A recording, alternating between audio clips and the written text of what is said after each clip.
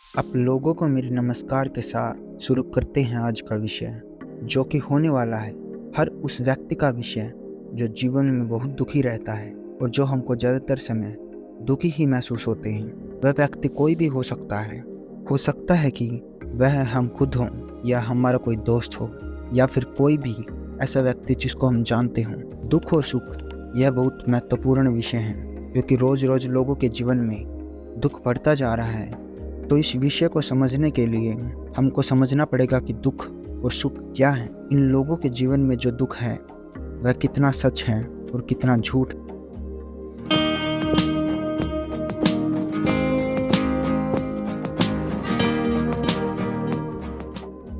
मनुष्य जीवन की प्रकृति सुख और आनंद है। मनुष्य जीवन का आधार ही सुख है, परंतु आज के समय में लोग दुख को आधार बना रहे हैं, जो कि झूठा है। वह दुख जो आधार बनाया जा रहा है वह बिल्कुल झूठा है।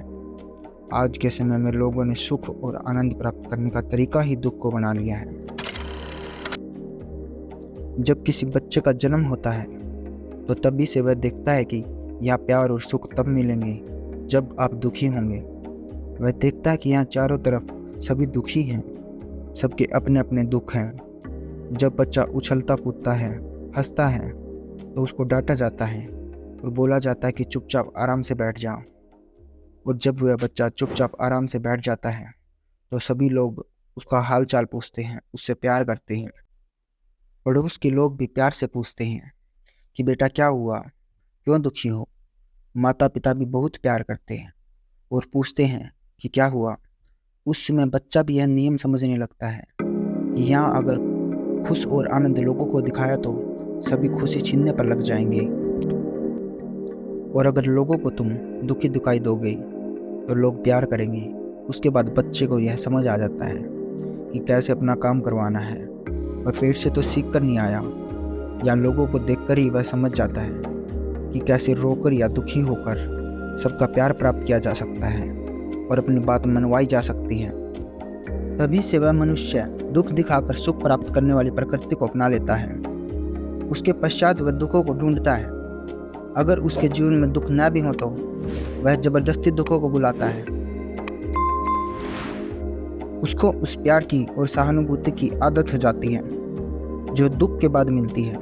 लेकिन वास्तव में मनुष्य जीवन की प्रकृति सुख और आनंद, इन सब को हम एक कहानी द्वारा समझते हैं। एक बार एक नेता जो कि 2 बार विधायक बन चुका था, वह चुनाव में अपना कमाया हुआ सारा पैसा लगा देता है, परंतु वह चुनाव में हार जाता है। चुनाव में हारने के बाद उसके पास कुछ नहीं बचता और वह कंगाल हो जाता है। वह नौकरी की तलाश में निकल पड़ता है। बहुत दिन घूमने के बाद भी उसको कोई नौकरी नहीं मिलती। एक दिन पड़ोस के एक गांव में सर्कस लगा हुआ था, तो किसी ने नेता को बताया कि वहाँ जाओ, वहाँ जरूर कोई नौकरी मिल जाएगी। यह सुनते ही नेता सर्कस के मालिक के पास पहुँचा और बोला कि आप मुझे कुछ भी काम दे दीजिए, मैं घोड़ों और हाथियों को भी नहला दूंगा, बस आप मुझको कोई काम दे दीजिए। सर्कस का मालिक बोलता है कि नेताजी, हमारे पास सभी कामों के लिए लोग हैं, बस एक काम है, परंतु वह आप नहीं कर पाएंगे।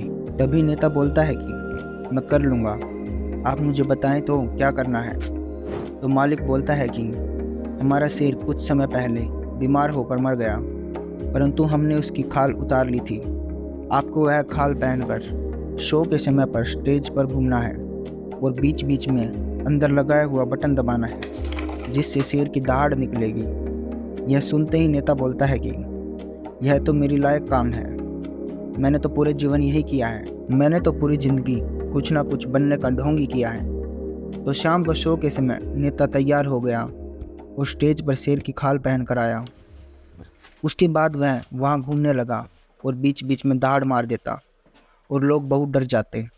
नेता को बहुत अच्छा लग रहा था सबको डराकर, लेकिन तभी सामने से एक और पिंजरा खुला और एक और शेर स्टेज पर दहाड़ मारता हुआ आया। उसको देखते ही नेता बहुत डर गया, 2 पैरों पर खड़ा होकर चिल्लाने लगा, बचाओ बचाओ। तभी लोग और भी डर गए कि शेर 2 पैरों पर खड़ा होकर चिल्ला रहा है। तभी सामने वाला शेर भी 2 पैरों पर खड़ा होकर बोलता है कि भाई चुप हो जा, चुनाव तूने अकेले ने नहीं हारा।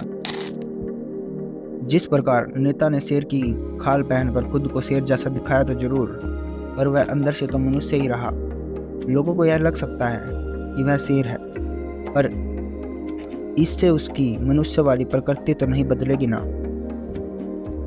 उसी प्रकार मनुष्य की प्रकृति भी सुख प्राप्त करने की है, चाहे वह दुख की खाल ओढ़कर या अन्य किसी तरीके से अपने आप को अलग दिखाने का प्रयास करे।